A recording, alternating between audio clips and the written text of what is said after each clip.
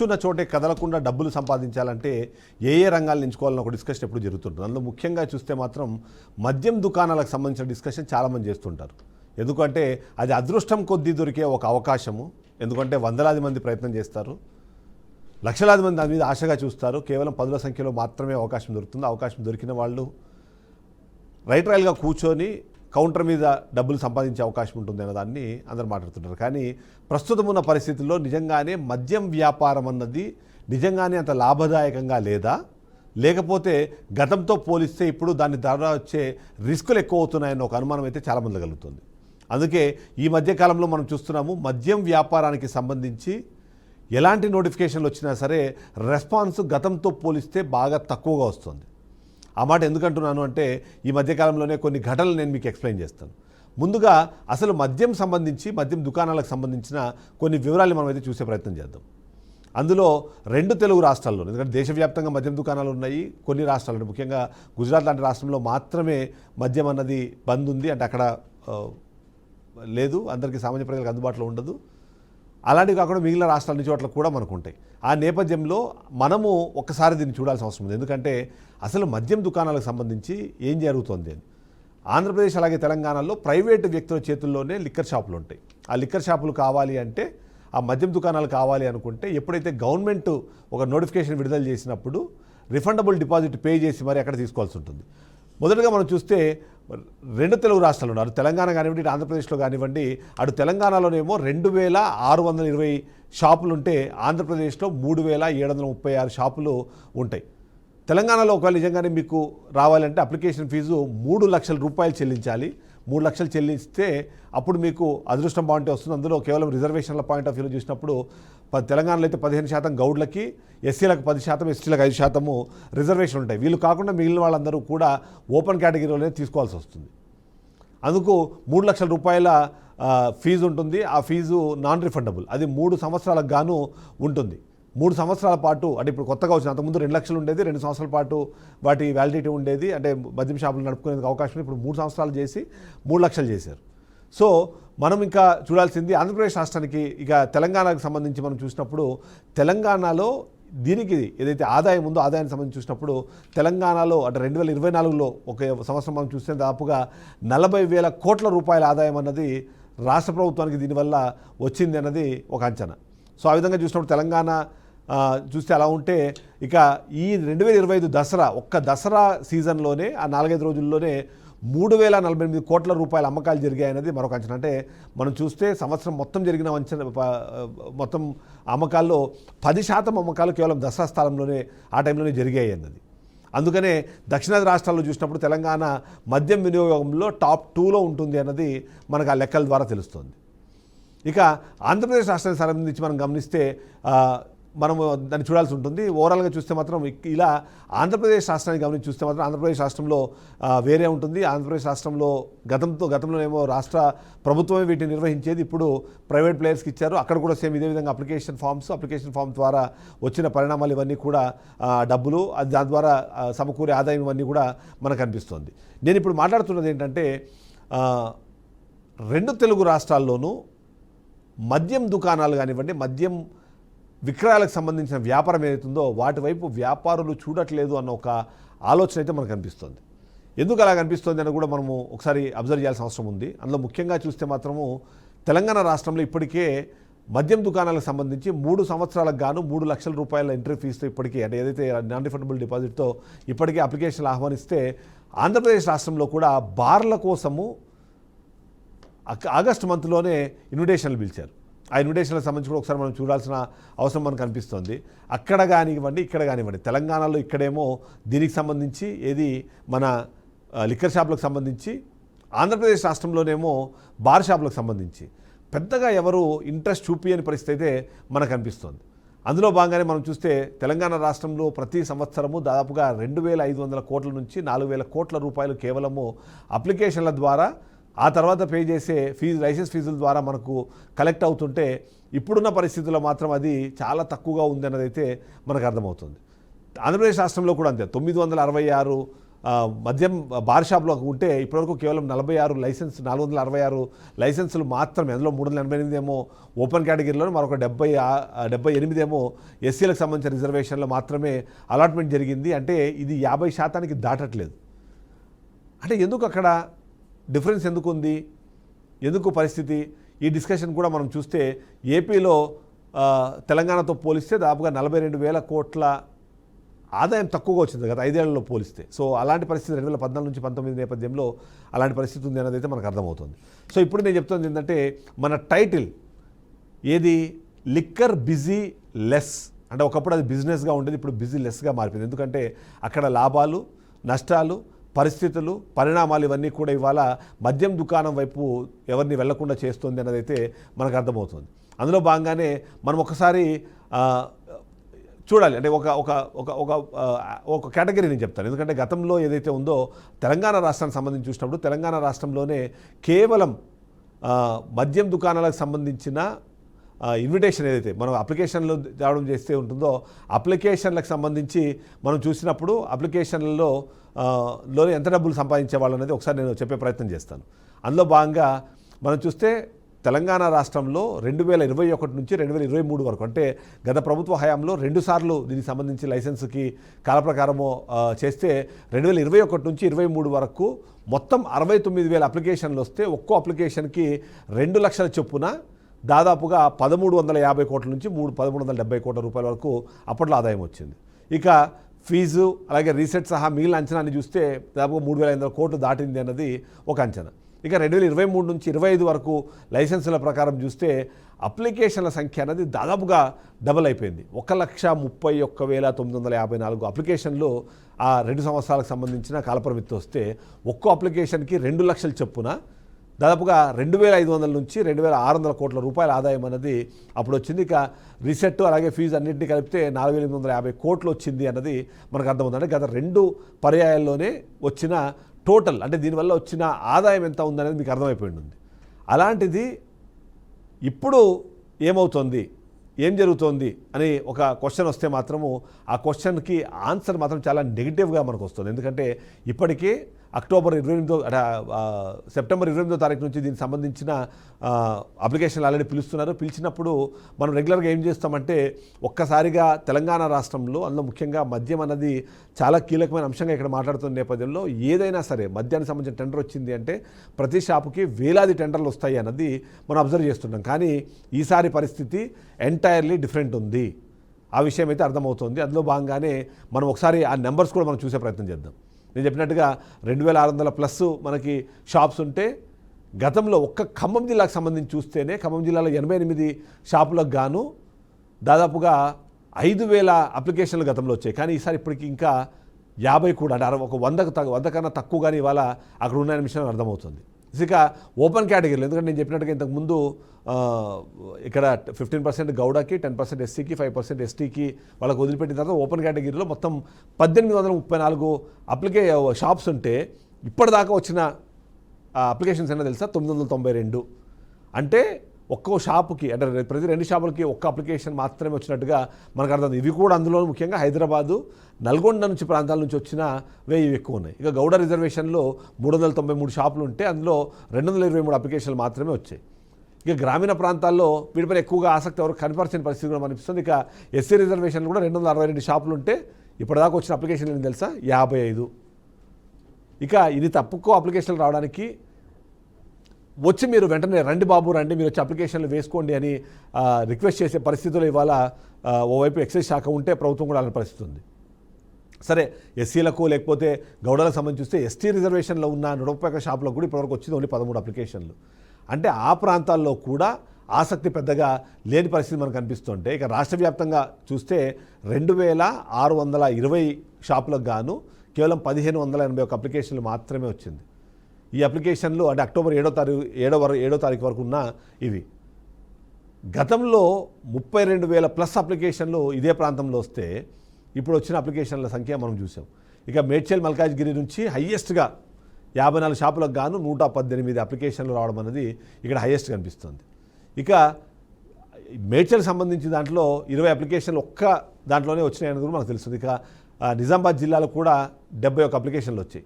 మంచిర్యాల జిల్లాలో ఒక 73 షాపులు ఉంటే అక్కడ వచ్చిన అప్లికేషన్లు ఇప్పటివరకు ఒక్కటి కూడా రాలేదు అన్నదైతే మనకు తెలుస్తుంది. ఓవరాల్గా చూస్తే మాత్రం ఏంటంటే ప్రజల్లో తాగాలన్న ఆసక్తి లేకపోతే వీటికన్నా ఎక్కువ అది వ్యాపారంగా నడిపే క్రమంలో వస్తున్న సమస్యలు ఏవైతే ఉన్నాయో అవి చాలామందిని ఆలోచింపజేస్తున్నాయి అన్నదైతే ఒక విషయం అర్థమవుతుంది.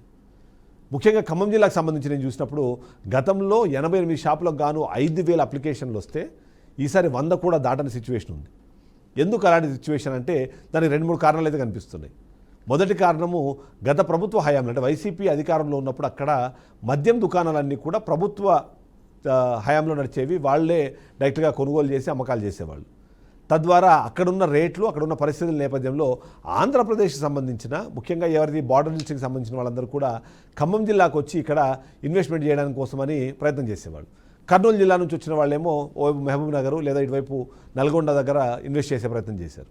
సో ఈ విధంగా ఆంధ్రప్రదేశ్ రాష్ట్రానికి సంబంధించిన మద్యం దుకాణందారులు కూడా తెలంగాణలో ఉన్న షాపులకి అప్పట్లో అప్లికేషన్లు వేసేవాళ్ళు. అప్లికేషన్ సంఖ్యకే డబల్ అయింది. నేను చెప్పినట్టు 21-23 నుంచి 21-23తో పోలిస్తే ఆ తర్వాత వచ్చిన పరిస్థితుల్లో దాకా డబల్ అలాంటి సిచ్యువేషన్ ఎందుకు ఉంది అంటే అప్పుడు అక్కడ అలాంటి పరిస్థితి ఉంది. ఇప్పుడు ఏమవుతుంది, అక్కడ కూడా రాష్ట్ర ప్రభుత్వము లైసెన్సింగ్ విధానాన్ని మొదలుపెట్టింది, ప్రైవేట్ వ్యక్తులకు లైసెన్స్లు ఇస్తుంది. కాబట్టి అక్కడ కూడా జనాలు ఇన్వెస్ట్మెంట్ చేయడం స్టార్ట్ చేశారు. కాబట్టి తెలంగాణకి దాని మీద నుంచి ఒక ఎఫెక్ట్ పడింది అన్నది ఒక విషయం అయితే మనకు అర్థమవుతుంది. రెండోది, ఈ ప్రభుత్వం అధికారంలోకి వచ్చిన తర్వాత రాష్ట్రంలో ఉన్న పరిస్థితుల్లో గతంతో పోలిస్తే ఇప్పుడు రియల్ ఎస్టేట్ అనేది కొద్దిగా కుంటుపడింది. ప్రజల ఆదాయ వనరు కానివ్వండి, ఆదాయ మార్గంగా ఉండే రియల్ ఎస్టేట్కి కనెక్టెడ్గా ఉండే కొన్ని వ్యవస్థలు అంటే ఇది కన్స్ట్రక్షన్లు కానివ్వండి, ఇంటీరియర్ డిజైనింగ్ కానివ్వండి, లేదా మనము సిమెంటు, ఇసుక, అలాగే మిగిలిన రిక్వైర్మెంట్స్ అవుతున్న వాటన్నిటి కోసం పనిచేసే వాళ్ళ సంఖ్య అన్నది ఇప్పుడు కొద్దిగా తగ్గింది అన్న ఒక ఆలోచన కూడా వస్తుంది. ఈ నేపథ్యంలోనే మద్యం విక్రయాలు, క్రయ విక్రయాలు ఏవైతే ఉన్నాయో వాటి మీద ఎఫెక్ట్ పడుతుంది అన్న ఒక ఆలోచన వచ్చిన నేపథ్యంలోనే వీళ్ళందరూ కొద్దిగా వెనక్కి తగ్గారు. బట్ అదే సందర్భంలో మరొక విషయం కూడా ఉంది. గతంలో ఎప్పుడు గమనించినా సరే మొదటి వారం రోజుల్లో పెద్దగా అప్లికేషన్లు రావు. ఆ తర్వాత చివరి 2-3 రోజుల్లో ఏ షాప్కి ఎంతెంతమంది పోటీగా ఉన్నారు, ఎక్కడ పోటీ తక్కువగా ఉంది, ఆ పోటీ తక్కువగా ఉన్న ప్రాంతంలో ఆదాయానికి అవకాశాలు ఏమాత్రం ఉన్నాయి, ఇవన్నింటినీ గమనించిన తర్వాత లాస్ట్ మినిట్లోనే అప్లికేషన్లు ఎక్కువ పడతాయనేది కూడా ఒక స్ట్రాటజీ ప్రకారమే వీళ్ళు వెళ్తారు. ఆ స్ట్రాటజీ ప్రకారం ఒకసారి ఇవాళ ముందుకెళ్లే పరిస్థితి ఉంటే ఏమవుతుంది అనేది ఒక ప్రశ్న అయితే ఉంది. ఈ నేపథ్యంలో 3 ఏళ్ల పాటు లైసెన్స్ని ఇవ్వడం అన్నదాన్ని అందరూ ఆహ్వానిస్తున్నారు. కానీ 3 లక్షలు ఫీజు అన్న దాని మీదనే కొద్దిగా పెద్ద విరుస్తున్నా సరే 3 సంవత్సరాల పాటు వస్తుంది. 2 సంవత్సరాలు 2 లక్షలు కట్టినప్పుడు 3 సంవత్సరాలు 3 లక్షలు కట్టడం పెద్ద సమస్య కాదు అనే మాట అయితే వినిపిస్తుంది. ఇక దీనికి సంబంధించి మనం చూస్తున్నప్పుడు కూడా మనకు అర్థమవుతున్న విషయం ఏంటి, షాపులు ఉన్నాయి, ఆ షాపులకు రెస్పాన్స్ ప్రస్తుతానికి లేదు, కానీ తర్వాత వచ్చే అవకాశం ఉంది.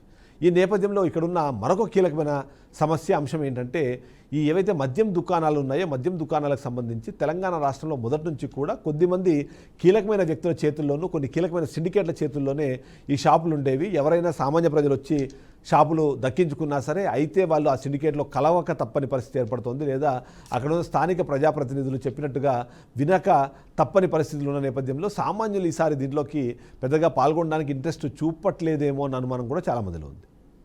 అంటే ఓవైపు ఆదాయం తగ్గింది, రెండోది ఇలాంటి పరిస్థితులు ఉన్న నేపథ్యం. ఇవి కాదు అన్నట్టు అధికారులకు సంబంధించిన అవినీతి బాగోతాలు, దానికి సంబంధించిన ఆరోపణలు, అలాంటి ఒక డిస్కషను ఇవి కూడా సామాన్యులను ఆ వ్యాపారం వైపు వెళ్లకుండా ఆపుతోంది అన్న ఒక విశ్లేషణ కూడా మనకు వినిపిస్తుంది. సో తెలంగాణ రాష్ట్రంలో ఇప్పుడు జరుగుతోంది ఏంటి అంటే తెలంగాణ రాష్ట్రంలో ఇప్పటికే ఏవైతే ఉన్న సమస్యలు ఉన్నాయి ఆ సమస్యలను ఎదుర్కొని నిలబడడం అన్న చాలా కష్టసాధ్యమైన విషయం. కాబట్టి ఇప్పటికే ఏవైతే ఆ వ్యాపారాలు చేస్తారో ఆ వ్యాపారాలు కంటిన్యూ చేస్తున్నారు.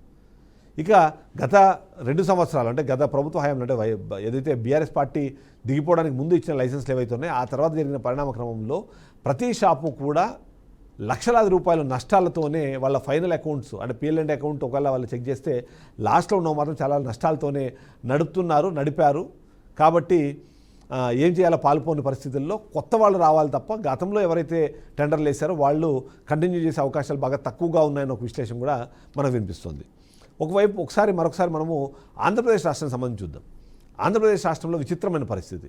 గత 5 ఏళ్ల పాటు ప్రభుత్వ హయాంలో నడిచిన మద్యం దుకాణాలు కాస్త ఆ తర్వాత ప్రైవేట్ వ్యక్తుల చేతుల్లోకి రావడము, అప్పటిదాకా మద్యం వ్యాపారంలో దిగాలి అని ఆలోచన చేసుకున్న వాళ్ళు లేదా గత కొంతకాలంగా తెలంగాణ రాష్ట్రంలో మద్యం షాపులు నడిపించి బాగా లాభాలు ఆర్జించామన్న డిస్కషన్ చేస్తున్న వాళ్ళ నేపథ్యంలో బాగా అక్కడ కూడా అప్లికేషన్లు వచ్చాయి, అప్లికేషన్లకు తగ్గట్టుగానే అంతా అయిపోయింది వచ్చింది. కానీ ఆ తర్వాత జరిగిన పరిణామాలు ఏవైతే ఉన్నాయో ఆ పరిణామాలు ఏంటి? స్థానికంగా ఉన్న నాయకుల ఇంటర్వెన్షన్ అనేది ఎక్కువైపోవడము, అధికారులకు సంబంధించిన అత్యాశ అన్నది పెరిగిపోవడము, అవి సరిపోవన్నట్టు అక్కడ షాపులు నడపాలి అంటే స్థానిక ఎమ్మెల్యేలకు స్థానిక ప్రజాప్రతినిధులకి కప్పం కట్టని పరిస్థితి, కప్పం లేకుండా నడపలేని పరిస్థితి ఏర్పడడం అన్నది ఇవన్నీ కారణాల రీత్యా దాదాపుగా ఇప్పుడు అక్కడ చూస్తే మనం 90% పైగా మద్యం షాపులన్నీ కూడా స్థానిక ప్రజాప్రతినిధుల చేతుల్లోనూ లేదా వాళ్ళ అనుచరుల చేతుల్లోనే ఉన్నాయి. అయితే రాయల్టీ ఇచ్చి లాగేసుకున్నారు లేదా పర్సంటేజ్ కోసము పీడించారన్న కొన్ని ఆరోపణలు కూడా వినిపించాయి. దానికి తోడు ఇప్పుడు మొన్నటికి మొన్న మనం చూసాం పర్మిట్ రూమ్లకి పర్మిషన్ ఇస్తూ తీసుకున్న నిర్ణయం ఏదైతే ఉందో నిర్ణయం మంచిదే, కానీ ఆ నిర్ణయాన్ని అమలు పరిచే క్రమంలో డబ్బులు ఏవైతే మళ్ళీ కలెక్ట్ చేసే ప్రయత్నం చేస్తే అది మాకు భారంగా మారుతుంది అన్నమాట మాట్లాడారు. ఇక మూడొక అంశం నేను చెప్పిన బార్ లైసెన్స్లకు సంబంధించి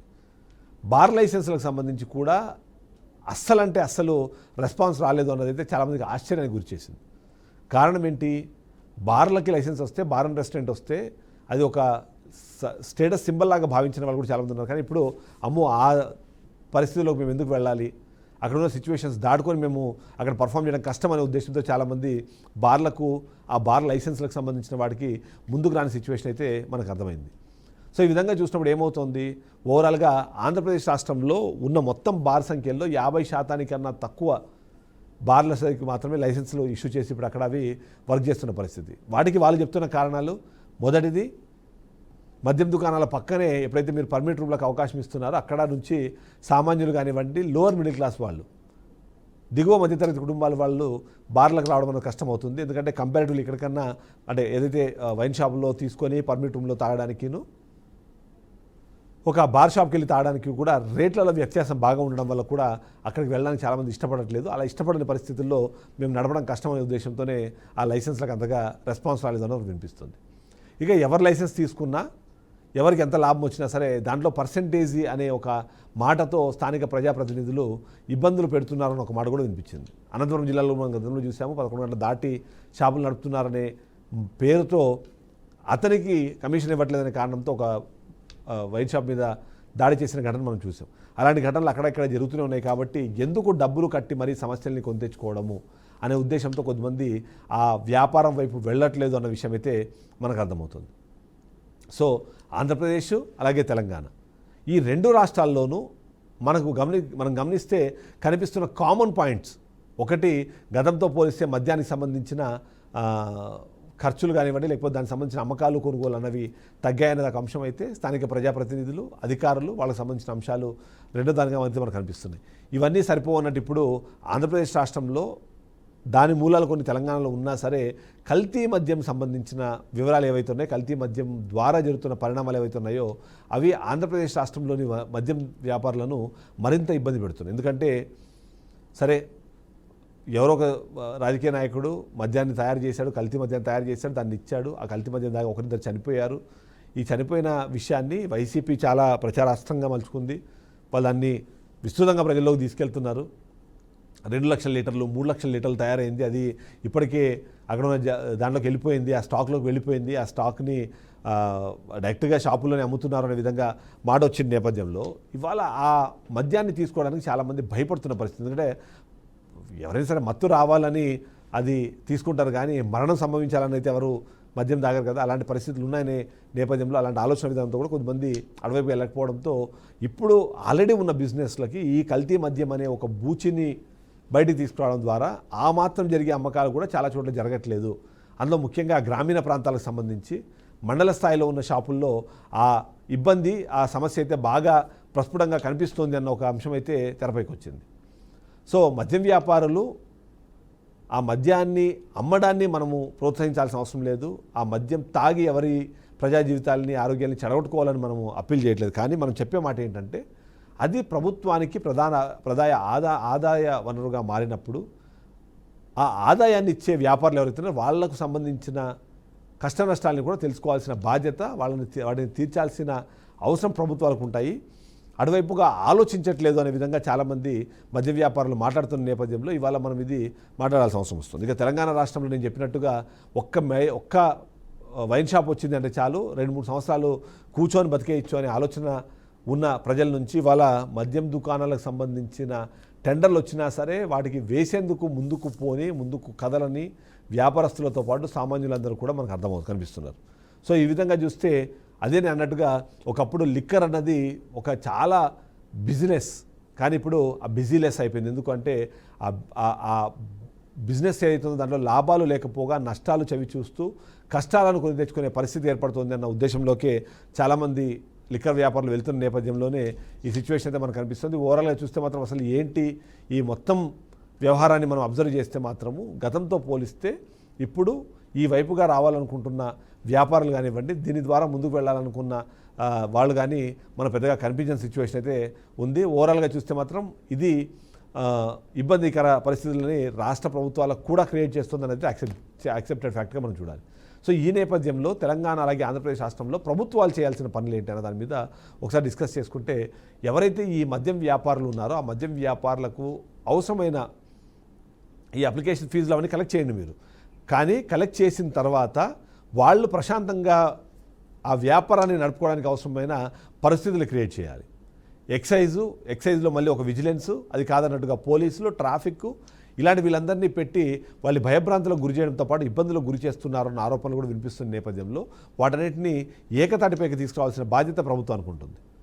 సరే, ఎవరైనా ఒకరు అక్కడ తప్పులు చేస్తున్నారు, అక్రమాలు పాల్పడుతున్నారు, ట్రాఫిక్ అంతరాయం కలిగిస్తున్నారు అంటే మీరు షాపులు అలొకేట్ చేసేటప్పుడు, షాపులకు పర్మిషన్లు ఇచ్చేటప్పుడే ఎలా అయితే జిహెచ్ఎంసీ పరిధిలో కానివ్వండి, చాలా మున్సిపాలిటీల పరిధిలో వాటికి సంబంధించి కొన్ని నామ్స్ ఏవైతే ఉంటాయో అలాంటి నామ్స్ను క్రియేట్ చేసి మీరు అలాంటి షాపులకు మాత్రమే పర్మిషన్లు ఇచ్చారనుకోండి, ఇబ్బంది ఏం లేదు. అలా కాకుండా జనావాసాల మధ్యలోనూ మద్యం షాపులు వెలుస్తున్నాయి, కిక్కిరిసిన ట్రాఫిక్ ప్రాంతాల్లోనూ మద్యం షాపులు వెలుస్తున్నాయి.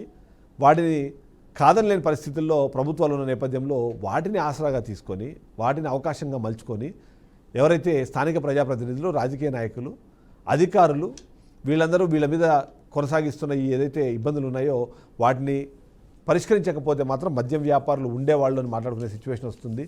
ఒక్కొక్క వైన్ షాప్కి ఒక్కొక్క అప్లికేషన్ కూడా రాని సిచ్యువేషన్ వచ్చిందంటే మాత్రం ఖచ్చితంగా అది ప్రభుత్వ ఆదాయానికి గండి కొట్టే పరిస్థితులే ఉంటాయి. సో ఈ లిక్కర్ బిజీనెస్ కాస్త బిజీలెస్గా మారిన నేపథ్యంలో ఈ కొత్తగా నిర్ణయాలు తీసుకొని ఆ నిర్ణయాలు ఈ బిజినెస్ని మరి కాస్త సపోర్ట్ చేసేలాగా నాణ్యమైన మద్యం ప్రజలకు అంది వాళ్ళ ఆరోగ్యాన్ని చెడగొట్టుకునే పరిస్థితి లేకుండా కాపాడే ప్రయత్నం చేయాలని చెప్పి కోరుకుందాం. ఇది వాళ్ళ పెన్ పాయింట్. నెక్స్ట్ పెన్ పాయింట్తో మళ్ళీ కలుద్దాం. స్టేట్ బీఆర్కే న్యూస్ తెలుగు శాతం.